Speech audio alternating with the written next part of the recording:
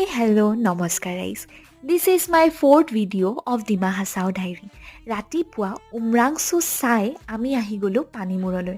5টা 100 টকীয়া টিকেট কিনি আমি উঠি দিলোঁ নাৱত, কাৰণ আজি আমি বটিং কৰিম। আৰু এইজন হৈছে আজিৰ আমাৰ পাইলট।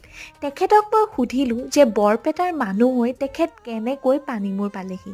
তেখেতে বৰ এটা ধুনীয়া কথা ক'লে, যোনটো মোৰ পিছতহে উপলব্ধি হৈছে। পাপি পেট হেনো। আৰু যি কি নহওক ৰাইজ, ফুৰিব যোৱাৰ এইটোৱে মজা। নতুন ঠাইত নতুন মানুহক লগ পোৱা যায়, লগতে তেখেতসকলৰ জীৱনৰো অলপমান আভাস পোৱা যায়। আমাৰ নাৱৰীয়া দাদাজন বহুত ফ্ৰেণ্ডলি আছিলে। তেখেতক মই ক'লোঁ যে এইবাৰ নাওখন মই চলাওঁ দিয়ক, আৰু তেখেতেও বহুত ধুনীয়াকৈ বহুত বিশ্বাসত পইঠা পাত মোৰ হাতত তুলি দিলে। অন কৰিলে আপোনালোকে ৰাফটিঙো কৰিব পাৰে। Per head 800 rupees. Inner me after successfully completing the trip.